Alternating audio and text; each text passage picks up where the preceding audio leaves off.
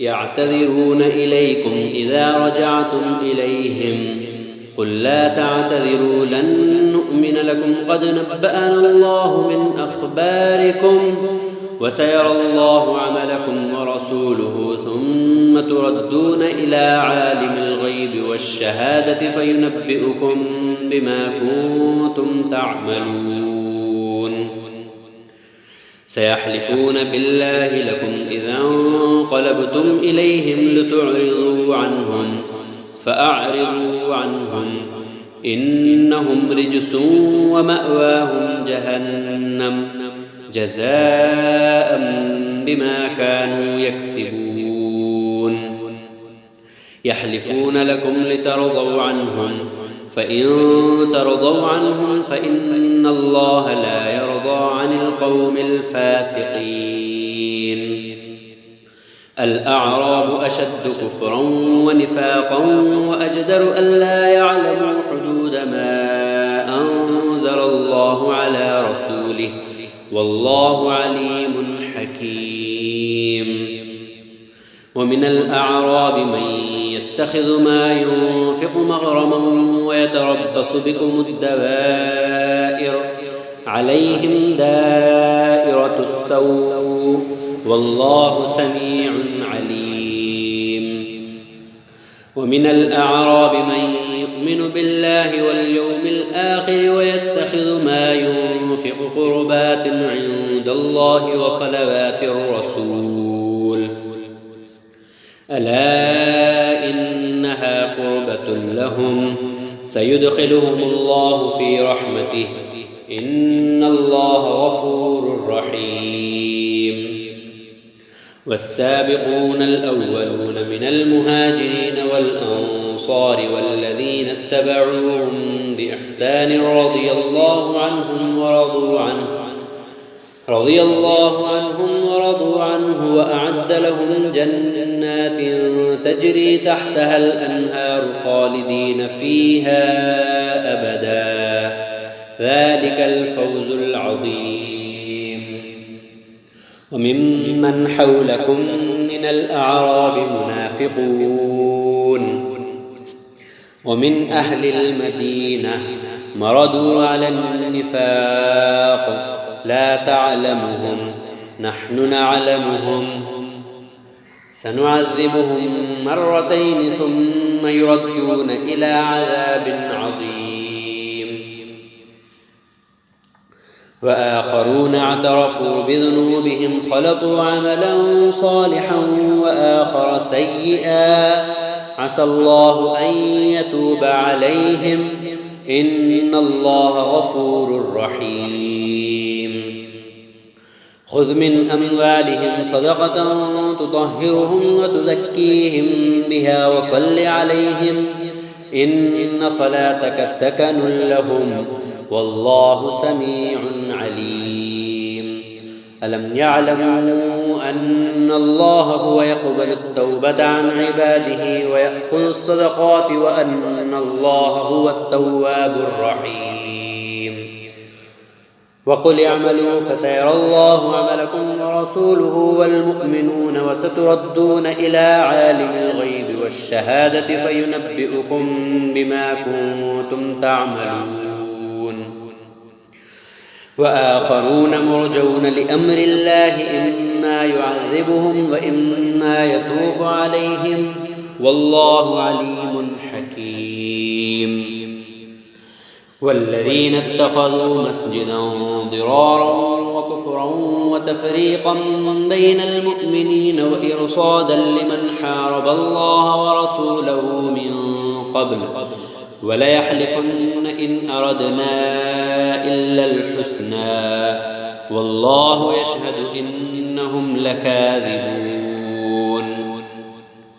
لا تقم فيه أبدا لمسجد أسس على التقوى من أول يوم أحق أن تقوم فيه رجال يحبون أن يتطهروا والله يحب المطهرين. أفمن أسس بنيانه على تقوى من الله ورضوان خير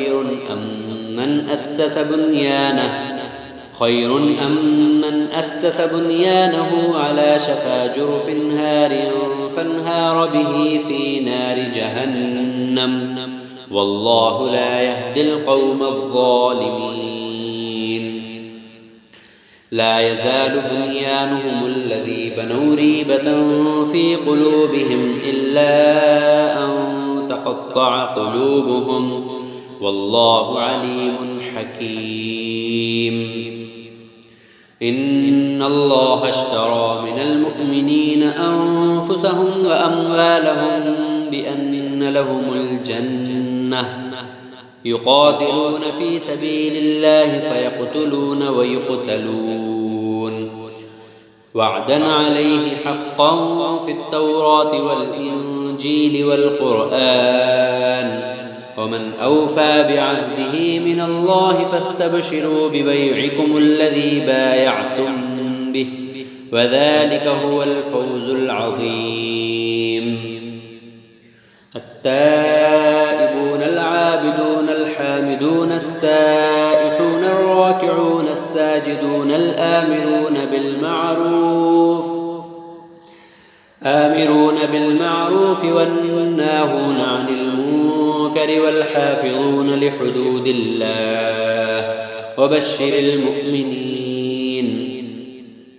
ما كان للنبي والذين آمنوا أن يستغفروا للمشركين ولو كانوا أولي قربى من بعد ما تبين لهم أنهم أصحاب الجحيم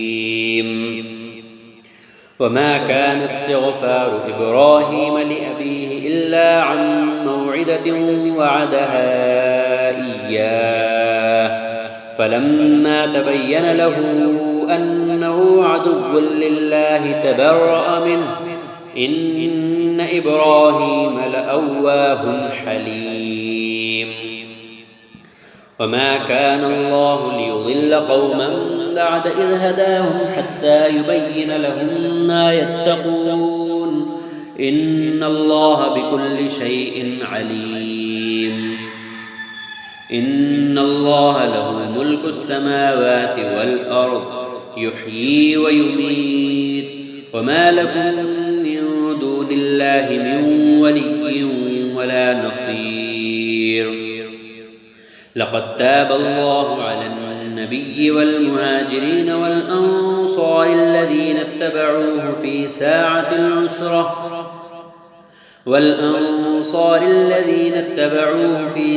العسرة من بعد ما كاد يزيغ قلوب فريق منهم ثم تاب عليهم إنه بهم رءوف رحيم وعلى الثلاثة الذين خلفوا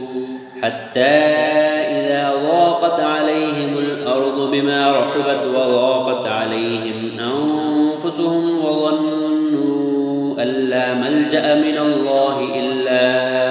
إليه ثم تاب عليهم ليتوبوا إن الله هو التواب الرحيم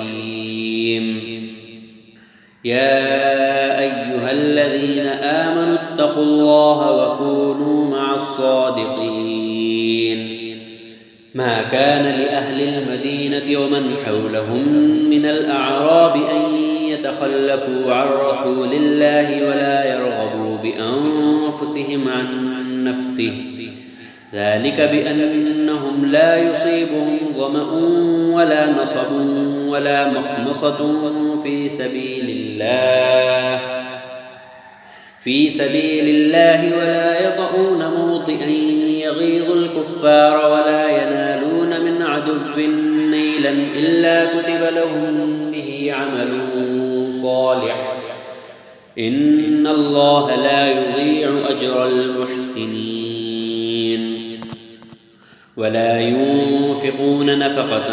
صغيرة ولا كبيرة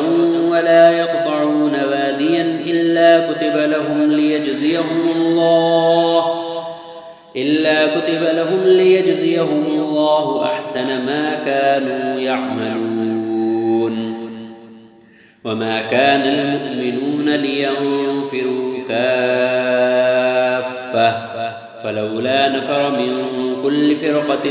منهم طائفة ليتفقهوا في الدين ولينذروا قومهم إذا رجعوا إليهم لعلهم يحذرون. يا أيها الذين آمنوا قاتلوا الذين يلونكم من الكفار وليجدوا فيكم غلظة واعلموا أن الله مع المتقين. وإذا ما أنزلت سورة فمنهم من يقول أيكم زادته هذه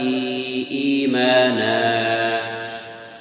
فأما الذين آمنوا فزادتهم إيمانا وهم يستبشرون. وأما الذين في قلوبهم مرض فزادتهم رجسا إلى رجسهم وماتوا وهم كافرون. أولا يرون أنهم يفتنون في كل عام مرة أو مرتين ثم لا يتوبون ولا هم يذكرون.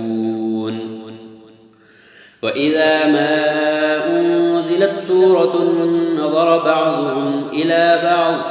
هل يراكم من أحد ثم انصرفوا صرف الله قلوبهم بأنهم قوم لا يفقهون. لقد جاءكم رسول من أنفسكم عزيز عليه ما عنتم حريص عليكم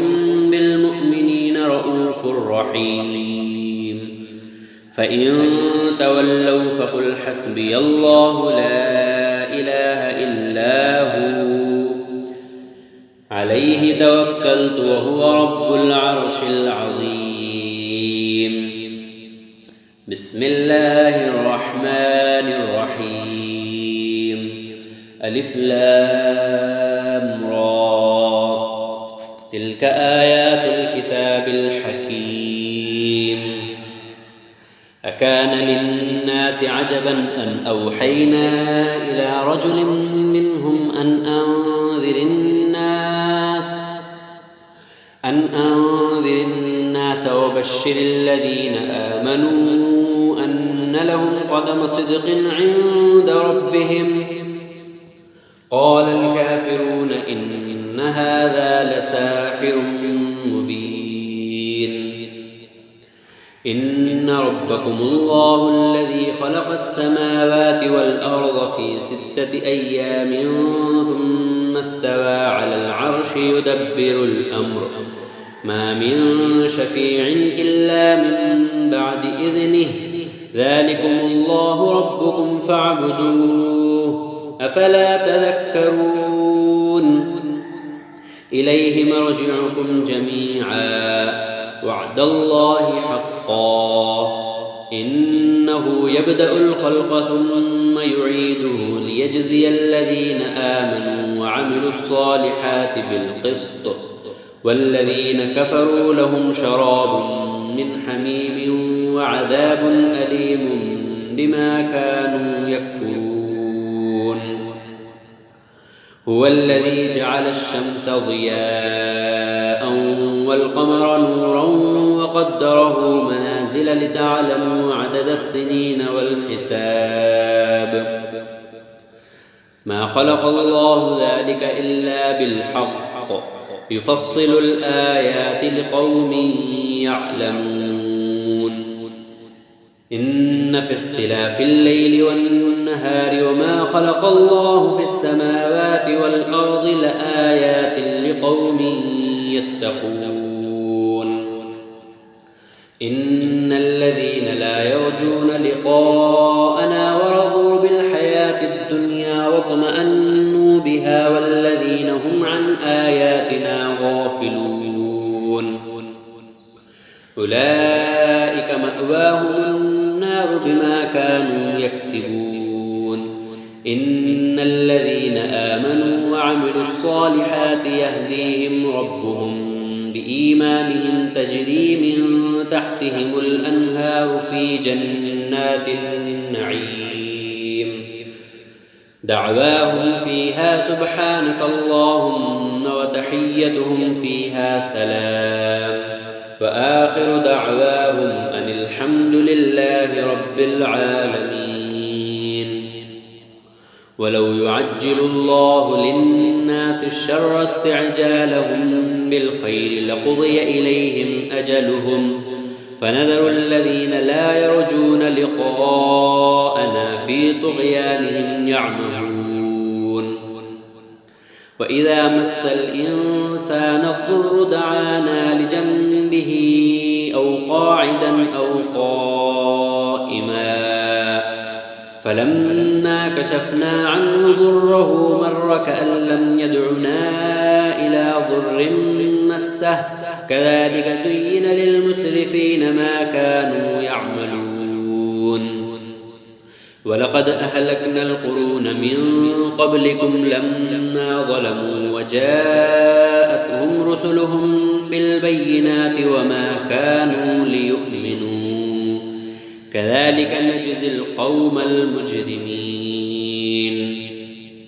ثم جعلناكم خلائف في الأرض من بعدهم لننظر كيف تعملون. وإذا تتلى عليهم آياتنا بينات قال الذين لا يرجون لقاء نأت بقرآن غير هذا أو بدله قل ما يكون لي أن أبدله من تلقاء نفسي إن أتبع إلا ما يوحى إلي إني أخاف إن عصيت ربي عذاب يوم عظيم. قل لو شاء الله ما تلوته عليكم ولا أدراكم به فقد لبثت فيكم عمرا من قبله أفلا تعقلون. فمن أظلم ممن افترى على الله كذبا أو كذب بآياته إنه لا يفلح المجرمون. ويعبدون من دون الله ما لا يضرهم ولا ينفعهم ويقولون هؤلاء شفعاؤنا عند الله قل أتنبئون الله بما لا يعلم في السماوات ولا في الأرض سبحانه وتعالى عما يشركون. وما كان الناس إلا أمة واحدة فاختلفوا ولولا كلمة سبقت من ربك لقضي بينهم فيما فيه يختلفون. ويقولون لولا أنزل عليه آية من ربه فقل إنما الغيب لله فانتظروا إني معكم من المنتظرين. وإذا أذقنا الناس رحمة من بعد ضراء مستهم إذا لهم مكر في آياتنا قل الله أسرع مكرا إن رسلنا يكتبون ما تمكرون. هو الذي يسيركم في البر والبحر حتى إذا كنتم في الفلك وجرين بهم بريح طيبة وفرحوا بها جاءتها ريح عاصف وجاءهم الموج من كل مكان وظنوا أنهم أحيط بهم دعوا الله مخلصين له الدين لئن أنجيتنا من هذه لنكونن من الشاكرين. فلما أنجاهم إذا هم يبغون في الأرض بغير الحق يا أيها الناس إن إنما بغيكم على أنفسكم متاع الحياة الدنيا ثم إلينا مرجعكم فننبئكم بما كنتم تعملون إنما مثل الحياة الدنيا كماء أنزلناه من السماء فاختلط به نبات الأرض مما يأكل الناس والأنعام حتى إذا أخذت الأرض زخرفها وزينت وظن أهلها أنهم قادرون عليها أتاها أمرنا ليلا أو نهارا فجعلناها حصيدا كأن لم تغن بالأمس كذلك نفصل الآيات لقوم يتفكرون والله يدعو إلى دار السلام ويهدي من يشاء إلى صراط مستقيم للذين أحسنوا الحسنى وزيادة ولا يرهق وجوههم قتر ولا ذلة أولئك أصحاب الجنة هم فيها خالدون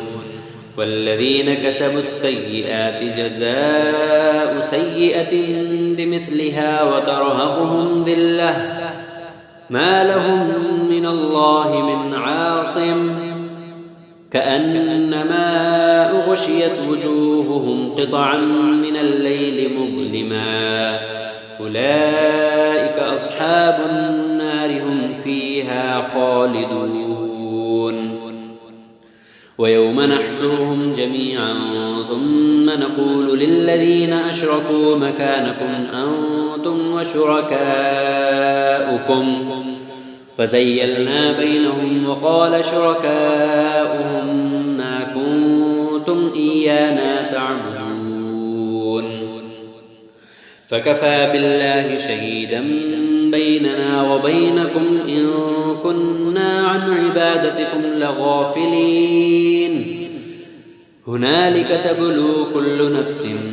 ما أسلفت وردوا إلى الله مولاهم الحق وضل عنهم ما كانوا يفترون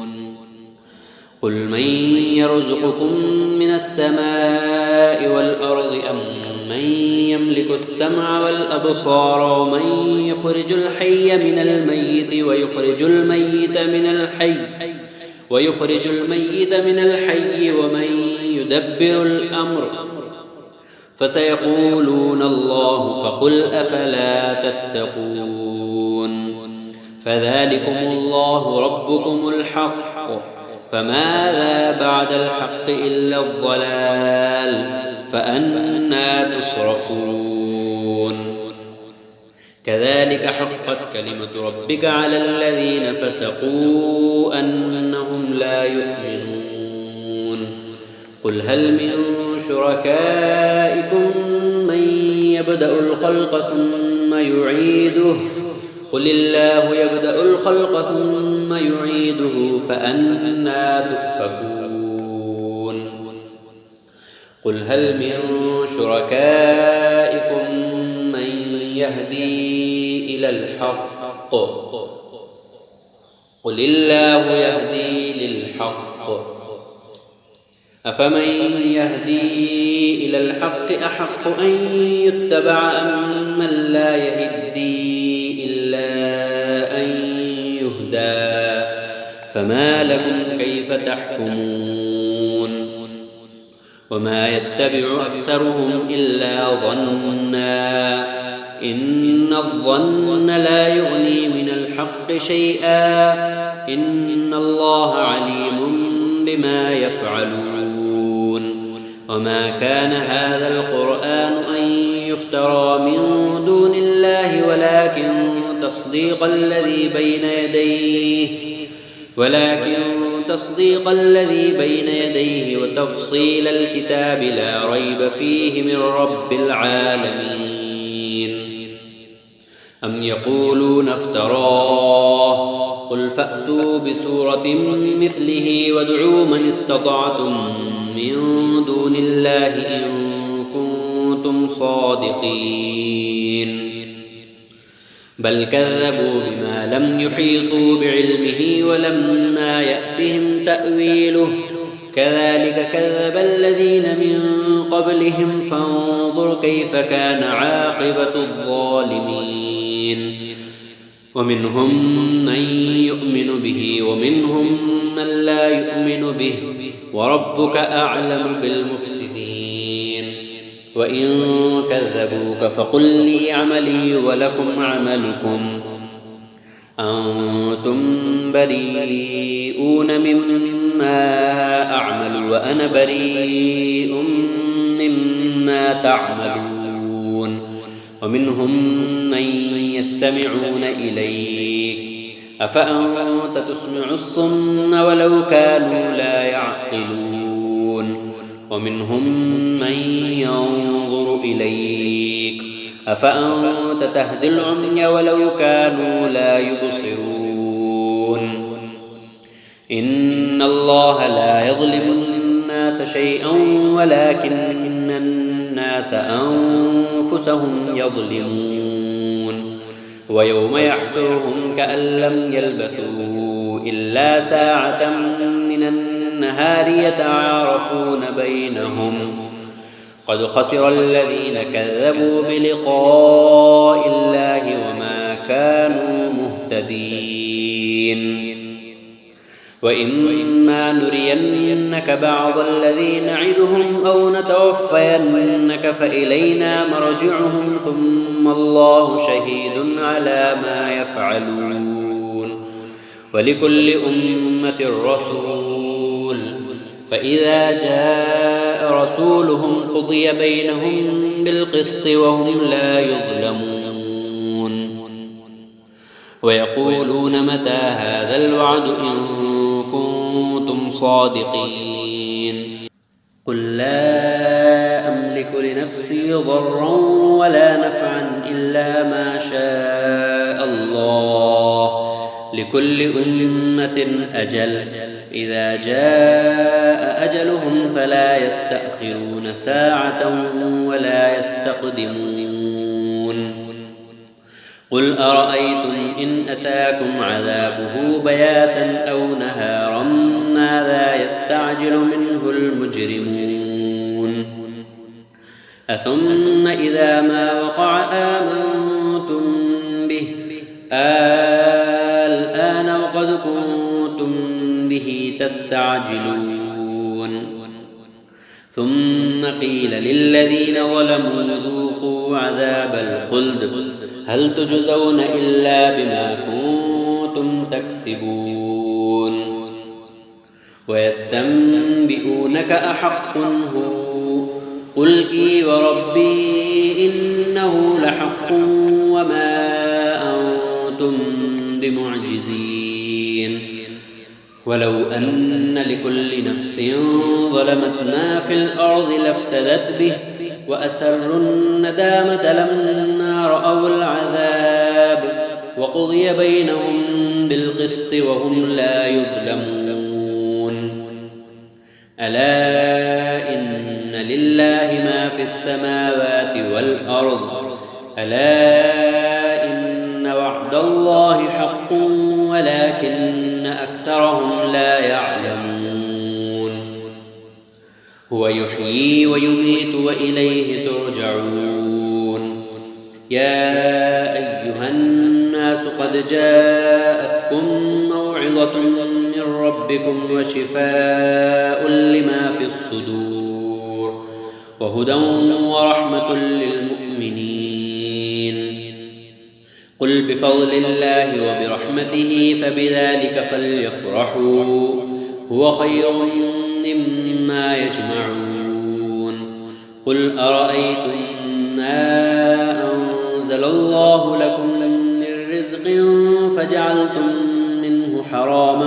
وحلالا قل الله أذن لكم أم على الله تفترون وما ظن الذين يفترون على الله الغيب يوم القيامة إن الله له فضل على الناس ولكن أكثرهم لا يشكرون وما تكون في شأن وما تتلو منه من قرآن ولا تعملون من عمل إلا كنا عليكم شهودا إذ تفيضون فيه وما يعزب عن ربك من مثقال ذرة في الأرض ولا في السماء ولا أصغر من ذلك ولا أكبر إلا في كتاب مبين ألا إن أولياء الله لا خوف عليهم ولا هم يحزنون الذين آمنوا وكانوا يتقون لهم البشرى في الحياة الدنيا وفي الآخرة لا تبديل لكلمات الله ذلك هو الفوز العظيم ولا يحزنك قولهم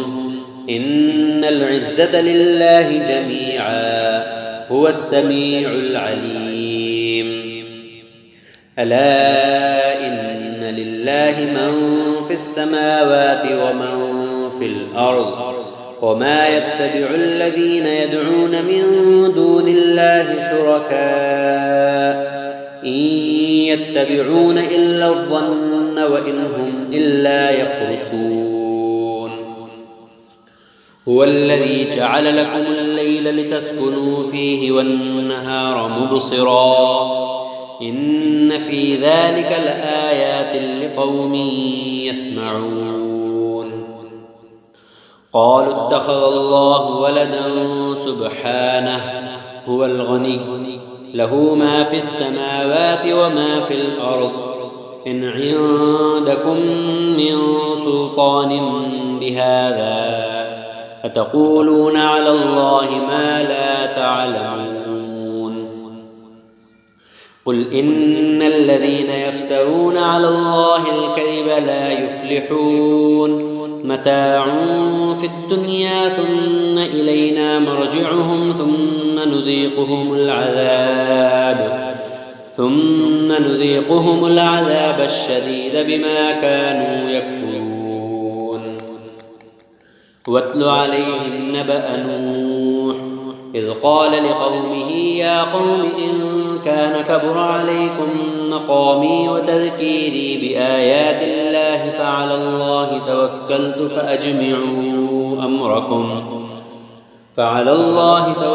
فأجمعوا أمركم وشركاءكم ثم لا يكن أمركم عليكم غمة ثم قضوا إلي ولا تنظرون فإن توليتم فما سألتكم من أجر إن أجري إلا على الله وأمرت أن أكون من المسلمين فكذبوه فنجيناه ومن معه في الفلك وجعلناهم خلائف وأغرقنا الذين كذبوا بآياتنا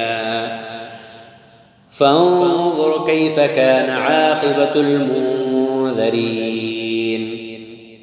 ثم بعثنا من بعده رسلا إلى قومهم فجاءوهم بالبينات فما كانوا ليؤمنوا بما كذبوا به من قبل كذلك نطبع على قلوب المعتدين ثم بعثنا من بعدهم موسى وهارون إلى فرعون وملئه بآياتنا فاستكبروا وكانوا قوما مجرمين فلما جاءهم الحق من عندنا قالوا إن هذا لسحر مبين قال موسى أتقولون للحق لما جاءكم أسحر هذا ولا يفلح الساحرون قالوا أجئتنا لتلفتنا عما وجدنا عليه آباءنا وتكون لكما الكبرياء في الأرض وما نحن لكما بمؤمنين. وقال فرعون ائتوني بكل ساحر عليم. فلما جاء السحرة قال لهم موسى ألقوا ما أنتم ملقون. فلما ألقوا قال موسى ما جئتم به السحر إن الله سيبطله إن الله لا يصلح عمل المفسدين ويحق الله الحق بكلماته ولو كره المجرمون. فما آمن لموسى إلا ذرية من قومه على خوف من فرعون وملئهم أن يفتنهم وإن فرعون لعال في الأرض وإنه لمن المسرفين. وقال موسى يا قوم إن كنتم آمنتم بالله فعليه توكلوا إن كنتم مسلمين. فقالوا على الله توكلنا ربنا لا تجعلنا فتنة للقوم الظالمين ونجنا برحمتك من القوم الكافرين. وأوحينا إلى موسى وأخيه أن تبوأ لقومكما بمصر بيوتا واجعلوا بيوتكم قبلة وأقيموا الصلاة وبشر المؤمنين. وقال موسى ربنا إنك آتيت فرعون وملأه زينة وأموالا في الحياة الدنيا ربنا ليضلوا عن سبيلك ربنا اطمس على أموالهم واشدد على قلوبهم فلا يؤمنوا حتى يروا العذاب الأليم. قال قد أجيبت دعوتكما فاستقيما ولا تتبعان سبيل الذين لا يعلمون. وجاوزنا ببني إسرائيل البحر فأتبعهم فرعون وجنوده بغيا وعدوا حتى إذا أدركه الغرق قال آمنت أنه لا إله إلا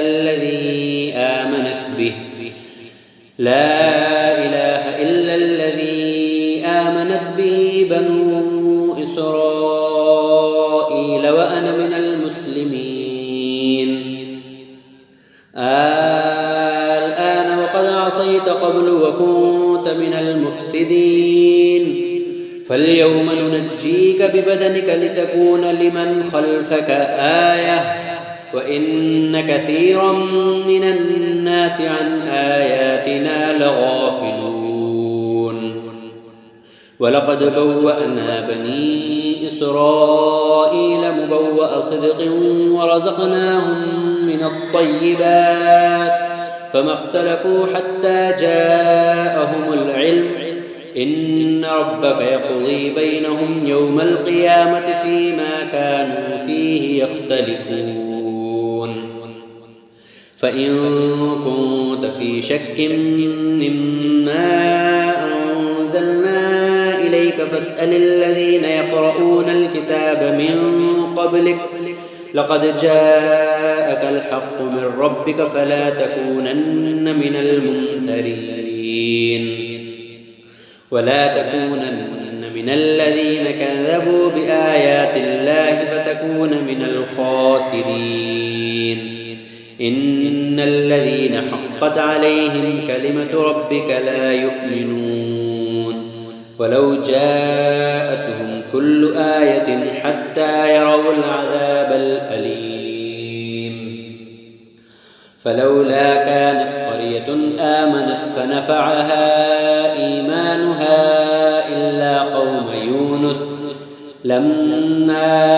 آمنوا كشفنا عنهم العذاب الخزي في الحياة الدنيا ومتعناهم إلى حين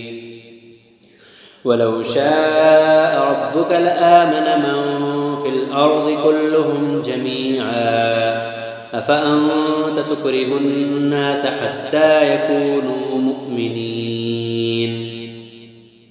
وما كان لنفس أن تؤمن إلا بإذن الله ويجعل الرجس على الذين لا يعقلون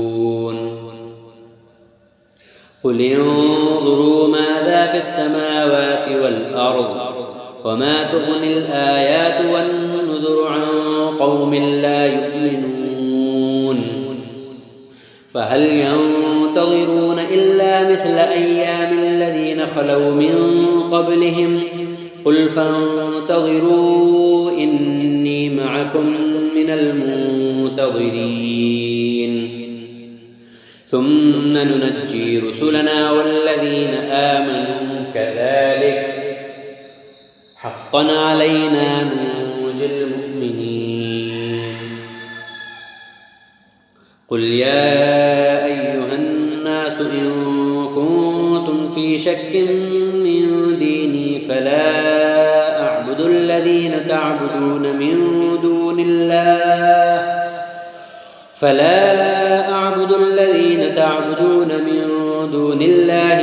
ولكن أعبد الله الذي يتوفاكم وأمرت أن أكون من المؤمنين وأن أقم وجهك للدين حنيفا ولا تكونن من المشركين ولا تدع من دون الله ما لا ينفعك ولا يضرك فإن فعلت فإنك إذا من الظالمين وإن يمسسك الله بضر فلا كاشف له إلا هو وإن يردك بخير فلا راد لفضله يصيب به من يشاء من عباده وهو الغفور الرحيم قل يا أيها الناس قد جاءكم الحق من ربكم فمن اهتدى فإنما يهتدي لنفسه ومن ضل فإنما يضل عليها وما أنا عليكم بوكيل واتبع ما يوحى إليك واصبر حتى يحكم الله وهو خير الحاكمين بسم الله الرحمن الرحيم ألف لام را كتاب أحكمت آياته ثم فصلت من لدن حكيم خبير ألا تعبدوا إلا الله إنني لكم منه نذير وبشير وأن استغفروا ربكم ثم توبوا إليه يمتعكم متاعا حسنا إلى أجل مسمى